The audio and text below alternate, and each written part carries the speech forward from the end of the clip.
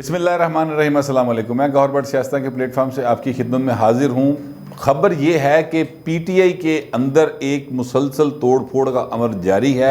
इतने खुफिया तरीके से ये सारा काम हो रहा है कि इमरान खान और उसके गिरदोनवा जो लोग पाए जाते हैं वो इस वक्त मुसलसल ज़ाहिर है हुकूमती कामों में मसरूफ़ हैं, लेकिन इसको असल में इक़्तिदार का नशा कहा जाता है। तो वो उस नशे में मस्त हैं और जिसकी वजह से उनको अभी एहसास नहीं हो रहा। लेकिन जहांगीर तरीन साहब जो हैं वो अपने क्या कहते हैं पंजाबी जिन्नी में नहीं होकर अपने काम लगे हैं और वो उनके अंदर एक ग्रुप जो है पहले बनाने में कामयाब हो गए थे। अब वो मज़ीद अपने ग्रुप को एक्सपेंड कर रहे हैं। इस सिलसिले में उन्होंने मुख्तलिफ लोगों के साथ रब्ते भी किए हैं और उनको अच्छी पॉजिटिव आगे से रिपोर्ट्स मिल रही हैं। तरीन ग्रुप के एक अहम तरीन रहनुमा के साथ मेरी बात हुई तो उसमें ये बात सामने आई कि हमारा जो मकसद है वो सिर्फ ये नहीं है कि हमने अभी ख़ुद को सर्वाइव करवाना है इमरान खान के इस मुतकबराना दौर में, ये उनका कहना था, और इसमें हमने ख़ुद को बचा के रखना है, बल्कि हमारा मकसद ये है कि जो अगला इलेक्शन है उसमें हमने अपने आप को इतना मजबूत करके सामने लाना है कि कोई हमें मुकम्मल तौर पे निगलेक्ट ना कर सके। और हमारी बचत इस दौर में सिर्फ यही है कि हम मुत्तहिद रहें।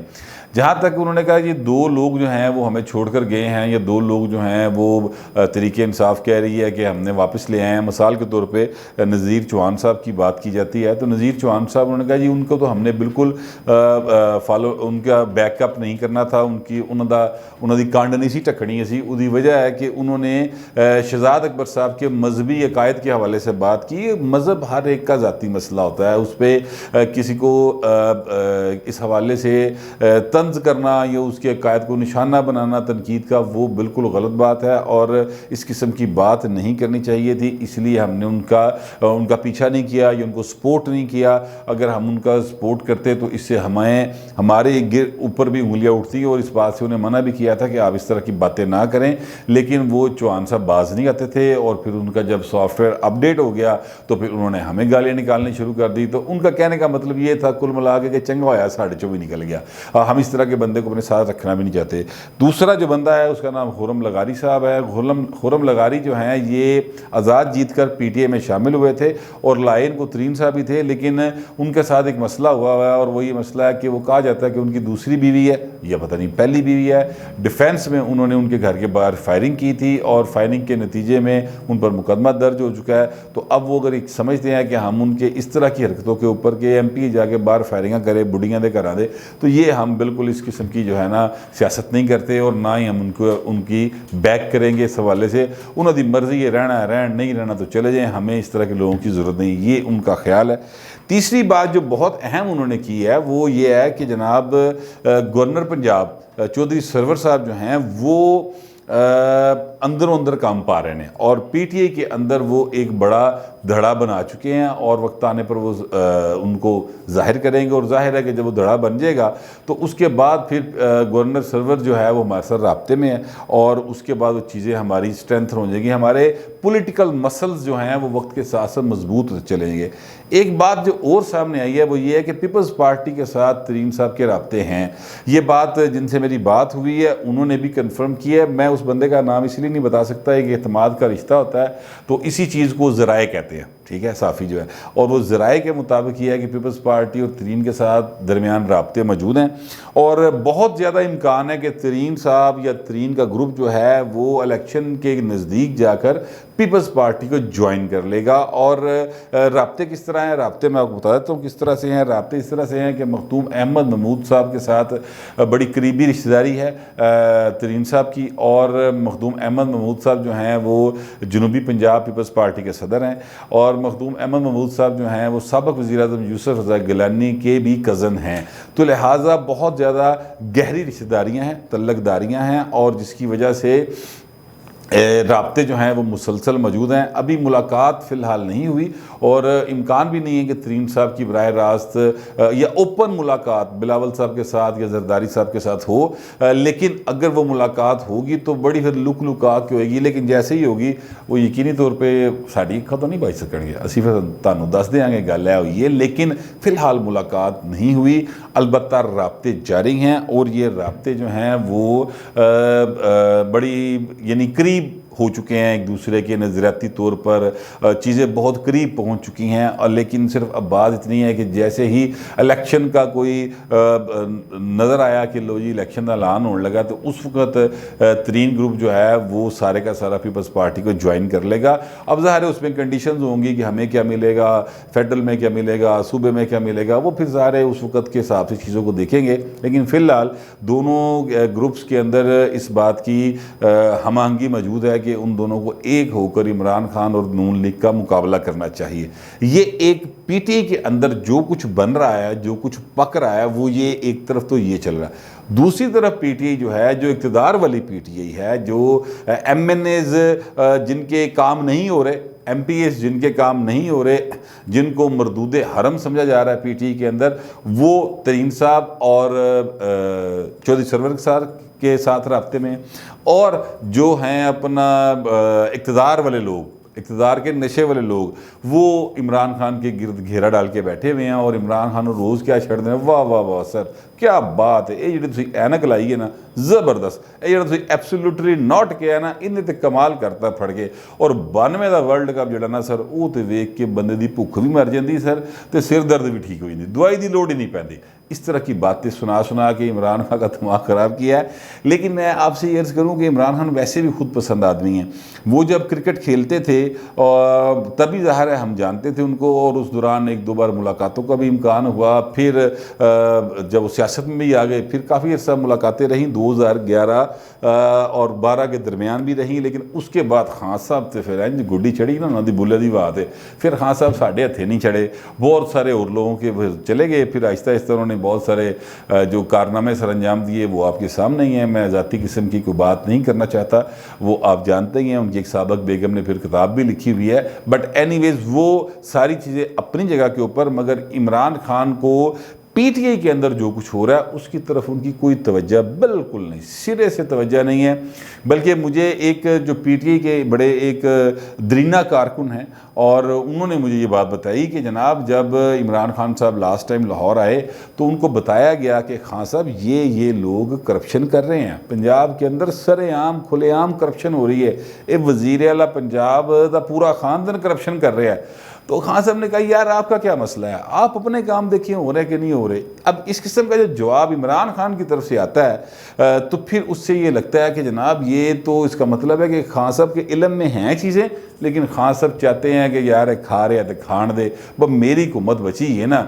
अब खान साहब उजदार को इसलिए नहीं बदलना चाहते क्योंकि खान साहब को इस बात का यकीन दिला दिया गया है, वो सर्टन क्वार्टर्स होते हैं जो यकीन दिलाते हैं। और खान साहब के करीब तो ऐसा एक बड़ी हस्ती मौजूद है जिन्होंने उनको यकीन दिलाया कि जैसे ही पंजाब में आपने एक ऐन को बदला तो मरकज़ में दूजा ऐन भी नहीं रहेगा। ठीक है, अब आप समझ गए मैं किस तरफ इशारा कर रहा हूँ। नाम मैं इसलिए नहीं लेता कि फिर वो कहते नहीं साढ़े मतलब पर्सनल मामला की गुफ्तगू करते, तो मैं नहीं करता। लेकिन जो सियासी एक चीज़ मार्केट में चल रही है वो मैंने आपकी गोशगुजार कर दी।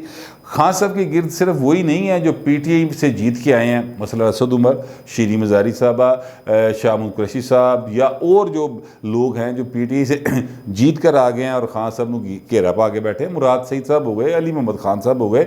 और मतलब अली मोहम्मद खान से मुझे याद है यार, अंदाज़ा लगाएं यार बंदा मतलब झूठ बोलने ना क्या सोच ही लेंदा, थोड़ा जाके बना के बंदा झूठ बोल ले। वो अली मोहम्मद खान साहब ने एक टीवी प्रोग्राम में कह दिया कि जी उनके दादा ने कायद-ए-आज़म मोहम्मद अली जिन्ना के साथ जेल काटी है सन 47 में। अब जिन्ना साहब जो थे हमारे जो फादर ऑफ द नेशन थे, उनके ऊपर यानी जितनी उनकी ज़िंदगी, पूरी ज़िंदगी में कभी कोई केस ही नहीं हुआ। जेल कटना दूर दी गल, वो कभी जेल में गए ही नहीं, कभी गिरफ्तार नहीं हुए। इतनी उनकी साफ सुथरी लाइफ थी कि अंग्रेज़ जो है वो मौका लभदा रहा पर वो मतलब उनको गिरफ्तार नहीं कर सके क्योंकि उन्होंने कभी कोई काम गैर कानूनी किया ही नहीं था। ए भाई पता नहीं किदा नाम मोहम्मद अली जिन्ना रखे है, जिन जाके दादे ने जेल कट ली। वो दूसरे हैं वो अपना क्या नाम उनका, वो जो गिल साहब हैं, वो कहते हैं जी मेरी दादी अम्मा जो थी वो रात को आलू पका रही थी, पता नहीं आलू पालक पका रही थी, तो आज़ादी का ऐलान हो गया तो छड़ के नासा ही इधर।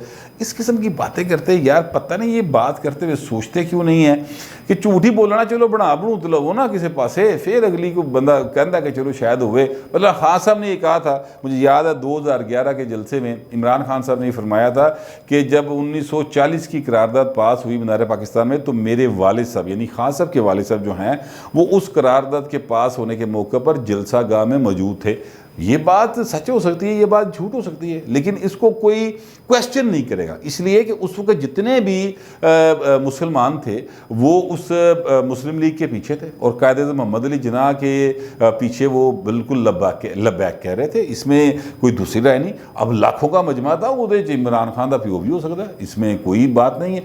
लेकिन ये जो बातें करते हैं ना कि मोहम्मद अली जिन्ना सन 47 में गिरफ्तार हुए तो मेरा दादा भी नाल गिरफ्तार है, ये मतलब कोई यार खुदा का खौफ करे। अली मोहम्मद खान साहब आप मतलब है कि वफाकी वज़ीर हैं यार, मतलब इतने बड़े उहदे पर अल्लाह ताला ने आपको फायज कर दिया है, तो मेहरबानी करें झूठ तो ना बोला करें। बट एनीवेज इस तरह के लोगों में खास सब घिरे हुए हैं और उनको PTI जो उनकी बेस है जिसकी वजह से वो इक़्तिदार में आए, ठीक है उनको सिलेक्टर्स का भी कोई रोल होगा, इसमें कोई शुबे की बात नहीं। बट बंदा कुछ खुद होता है ना फिर ही जाके वो मतलब 1 किलो जड़ा है वो पूरा ता ही होंगे ना, कोई बंदा 1.25 किलो तो होवे या अद्धा किलो तो होवे तो फिर ही बाकी अद्धा किलो पाया जा सकता ना, पूरे का पूरा किलो तो नहीं पाया जा सकता। मतलब मैं समझाने के लिए ये बात कर रहा हूँ। तो खान साहब की बहरहाल एक पॉपुलैरिटी थी, 2011 से वो शुरू हुई, 2013 में भी बड़े पॉपुलर थे, 2018 में भी पॉपुलर थे। इन्ने पॉपुलर नहीं सुनेंगे कि हुकूमत बना लेंदे या वो इतनी सीटें जीत जाते जितनी उनको जितवा दी गई या RTS बैठ गया और फिर जो कुछ हुआ वो आपको जानते हैं, वो सारी तारीख है। लेकिन बहरहाल खान साहब पॉपुलर थे, तो उस पॉपुलैरिटी के हवाले से खान साहब को अपनी पार्टी की तरफ ध्यान देने की ज़रूरत है, लेकिन वो नहीं ध्यान दे रहे। उनका ध्यान सिर्फ इस तरफ है कि नवाज शरीफ चोर है, जरदारी चोर है, अपना जो है मरियम जो है वो दादी नानी अम्मा है और शहबाज शरीफ जो है उसका केस बड़ा क्लियर है, वो तो अंदर जाएगा। उनका कोई ध्यान इस तरफ नहीं है कि मेरी पार्टी कितने चली गई है, वो वर्कर कितने चला गया है, वो लोग कितने चले गए, लोग मायूसी का शिकार हैं या नहीं हैं। वो जिस जगह पे कन्वेंशन सेंटर में जाके PTI का उन्होंने डे सेलिब्रेशन मनाई थी और जिस जगह पे 3 साल की हुकूमत की उन्होंने सेलिब्रेशन की, उस हाल के अंदर वो 2-2.5 हज़ार लोग होंगे, तो 2-2.5 हज़ार लोग तो पाइन इकट्ठा करना कोई मसला नहीं। जब आप हुकूमत में हो तो 2-2.5 हज़ार बंदा तो कोई मसला नहीं है। ये इतने बंदे थे मासर के साथ अपोजिशन का MP भी इकट्ठा कर लेता है। तो खान साहब उनको देखते कि खुश थे कि मेरी पॉपुलैरिटी है। इसी तरह के ख्वाब दिखाने वाले लोग मौजूद होते हैं, हर हुक्मरान के करीब होते हैं। ये सिर्फ खान साहब का अलमिया नहीं है, ये पीपल्स पार्टी का बहुत बड़ा अलमिया रहा है, ख़ासतौर पर आसिफ जरदारी साहब के दौर में। उसके बाद ये नवाज शरीफ साहब का भी अलमिया रहा है, ख़ास तौर पे जब ये शहबाज शरीफ साहब जो हैं वो इक़्तिदार में थे तो उनकी जो गुफ्तगू थी उससे वो, लेकिन शहबाज शरीफ और नवाज शरीफ का एक वादा सी, उन्होंने अवाम को रिलीफ दे के रखा हुआ था और अपने दौर में उन्होंने महंगाई उस तरह से नहीं होने दी जिस तरह से खान साहब के दौर में भी। लिहाजा खान साहब जो हैं वो इस तरफ कोई तवज्जो नहीं दे रहे, ना महंगाई की तरफ तवज्जो है, ना बेरोज़गारी की तरफ तवज्जो है, ना उनकी अपनी पार्टी की तरफ तवज्जो की में शेख रशीद जैसे करैक्टर उनके पास हैं। बड़ा ज़बरदस्त बात याद आ गई, शेख रशीद साहब जो हैं वो आज प्रेस कॉन्फ्रेंस कर रहे थे। शेख रशीद साहब ने प्रेस कॉन्फ्रेंस के दौरान ये फरमाया, पेशावर में ये मैं प्रेस कॉन्फ्रेंस कर रहे थे, मुझे एग्जैक्ट लोकेशन नहीं पता, शायद पेशावर ही थी। तो उसमें उन्होंने ये फरमाया कि मैं 10 मिनट तक बहुती प्रेस कॉन्फ्रेंस नहीं करता आजकल और आखिरी 3 मिनट रह गए हैं बस। हाँ, ऐनक लाई सी शेख साहब ने और जो सवाल उनकी मर्जी का होता था उस पर कहते थे वाह वाह वाह, बड़ा ज़बरदस्त सवाल कर दिए बच्चे ने, और दूसरे कहते थे यार सवाल छेती करना। ये नहीं, तकब्बुर, गुरूर और घमंड। शेख साहब आप खुद कहते हैं कि आपने 15 वजारतें देखी हैं और भाएं जे पहलियां 14 नहीं रही हैं तो 15वीं भी नहीं रहनी। ये बात क्यों, छोटी सी बात है, समझ क्यों नहीं आती, लेकिन लोग नहीं समझते। और इसी तरह के करैक्टर हैं जो इमरान खान के इर्द गिर्द मौजूद हैं। तहरीक इंसाफ तकरीबन अब जो है ना आखिरी वक्त के करीब आ गई है। इसी तरह होता है, हमने पीपल्स पार्टी का प्राइम टाइम भी देखा है और पीपल्स पार्टी का डिक्लाइन भी देखा है और मुसलसल 10 साल से या 8 साल से देख रहे हैं डिक्लाइन को। ठीक है, अब पीपल्स पार्टी को जितना ज़ोर लगाना पड़ रहा है ना अपने आप को दोबारा उभारने के लिए, वो भी एक अलग दास्तान है, वो फिर कभी आपको सुनाएंगे। लेकिन इसी तरह होता है कि जो इक़्तिदार में होता है, जो बंदा हुकूमत में होता है, वो मुतकब्बर हो जाता है। और ये जो सिफ़त है ये सिर्फ़ अल्लाह ताला की ज़ात के लिए मखसूस है। ये इंसान इसमें जाता है जैसे, वैसे ही उसका डिक्लाइन शुरू हो जाता है। यही वो चीज़ है जिसकी वजह से पहले हुक्मरान बर्बाद हुए और उनके तारीख़ में जिस तरह के नामों से उनको याद किया जाता है वो आपके सामने है। और यही वो चीज़ है जो इमरान खान और उनकी कैबिनेट में आ गई है। और उसके बाद फिर शेख रशीद जैसे, जितना PTI ने कोई तल्लक नहीं, लेकिन वो इमरान खान की तारीफ़ें ऐसे करते हैं, इस कमाल की तारीफ़ करते हैं कि इमरान खान परेशान हो जाता होएगा। ये फ़न है उनका। बाहर वो हर हुक्मरान की इसी तरह करते रहे, परवेज़ मुशर्रफ की भी करते रहे, इसी तरह वो नवाज शरीफ की भी करते रहे हैं, इसी तरह वो जरदारी साहब की भी करते रहे हैं, इसी तरह वो जनरल ज़िया की भी करते रहे हैं, इसी तरह वो इमरान खान की भी कर रहे हैं। तो इनको आदत है। मैं समझता हूँ कि कोई भी सियासी जमात हो, कोई भी सियासी जमात, चाहे वो जमात इस्लामी है या PTI है, लेकिन सियासी जमात जो कोई भी है उसको उसका मुस्तहकम रहना और कायम रहना बड़ा ज़रूरी है।